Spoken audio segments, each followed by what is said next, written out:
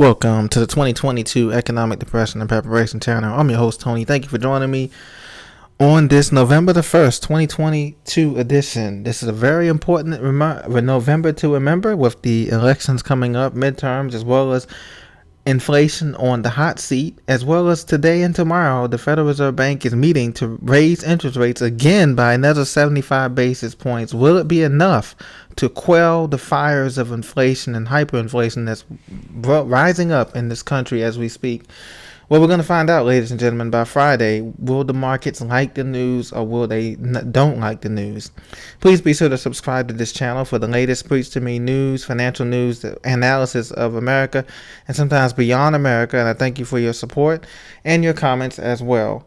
Today, we're going to be talking briefly about the job openings that are here in America, surging, apparently, according to CNBC. And also, the manufacturing is down and gas prices are up. As you know, it's $4 a gallon. It's obviously the national average for a trip, according to AAA.com.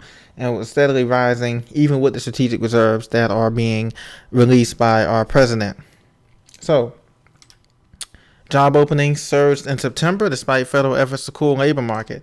Employment openings for the month totaled 10.72 million. This is well above a 9.85 million estimate, according to September job openings and labor turnover surveys. So there are now 1.9 job openings for every available worker. So basically two job openings for every available worker.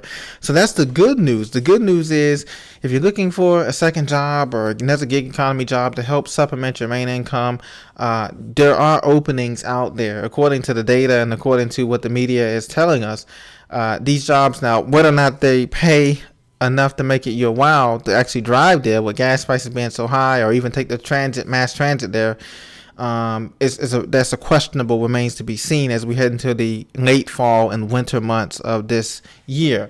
But nevertheless, we do have job openings here, according to the statistics and according to the media. So that is one of the good news of this economy, is that we don't. Now, this number does not include those who have given up for work or those who are beyond the initial unemployment claim status, who are getting continuing claims. Continuing job unemployment claims in all 50 states are still on the rise. Initial claims did come down a flat line, but the continuing job claims, those who are filing for continuing unemployment benefits, continue to rise. And that's what's concerning economists, and that's what's concerning me as well. Now, we have the MarketWatch.com had this article saying that U.S. marketing barely expands in October, according to the ISM. Index dips to 50.2. This is just above the break-even level.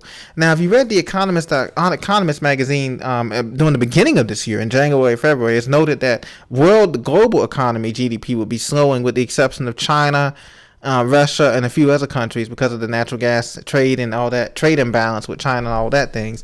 So we know that that's impacting the local economies as well. But this is really concerning because our manufacturing, the things that we make here in America, is dwindling here. As you can see, a worker from Honeywell International, a big company here, a factory, works on N95 masks in Phoenix, Arizona here. During this pandemic, we had that big surge of production in terms of masks, and emergency declarations were signed to produce more things at home, so to speak, on the homeland. But now, as you can see, that has cooled down tremendously.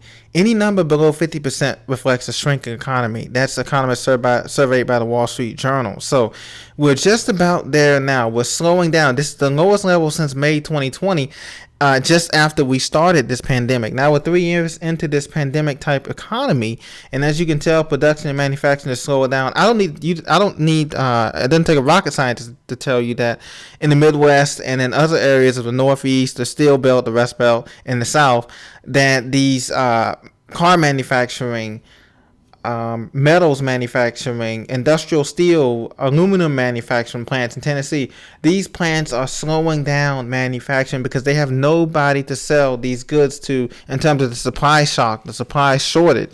So nobody's buying these goods as fast as they can make them because they're not making them fast enough.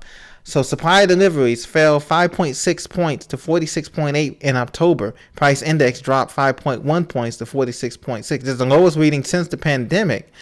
Pricing power is shifting back to the buyer, the ISM said. Only 8 of the 18 manufacturing industries reported growth in October. So this shows you that manufacturing is slowing down recently, And this has been led by softening business spending and fading demand for consumer goods. This is key. When the money, and this is all going to be key because right now what we're experiencing is the beginning of credit softening, business credit, consumer credit softening while these interest rates continue to rise. And the Federal Reserve Bank is committed to raising interest rates into 2023. So everybody's looking for this pivot.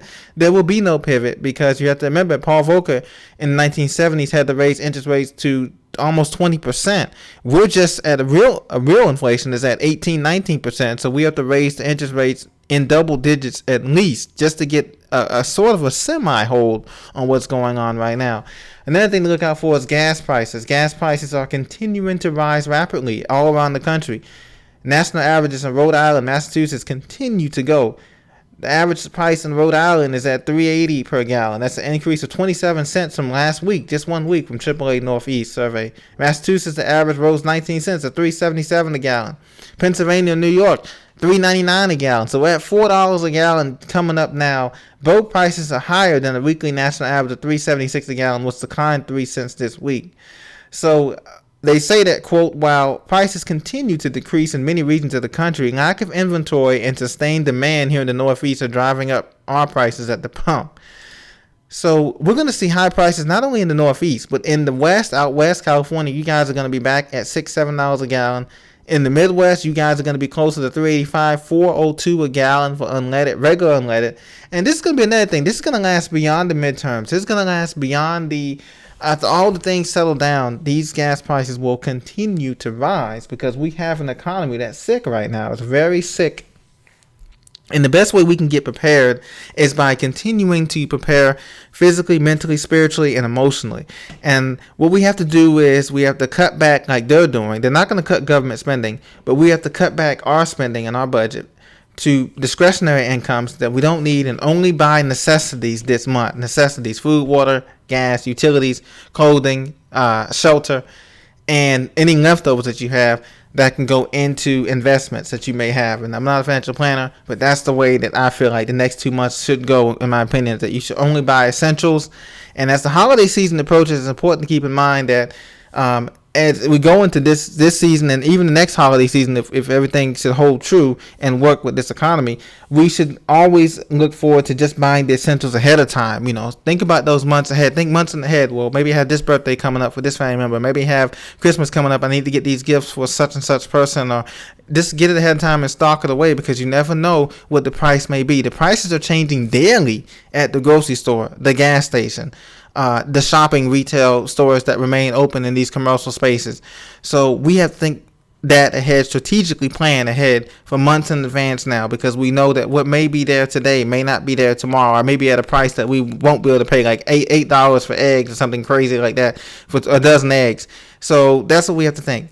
Just like they're thinking about the economy on a macro scale, we need to think months ahead in advance in these plans. So enjoy the rest of your week here coming up. I have more as earnings season is on Friday. They're going to release some earnings on Thursday and Friday. We get those jobs numbers on Thursday for the national economy. And so we'll be back with more data during that time. Thank you for listening. Have a blessed week, and I'll talk to you very soon.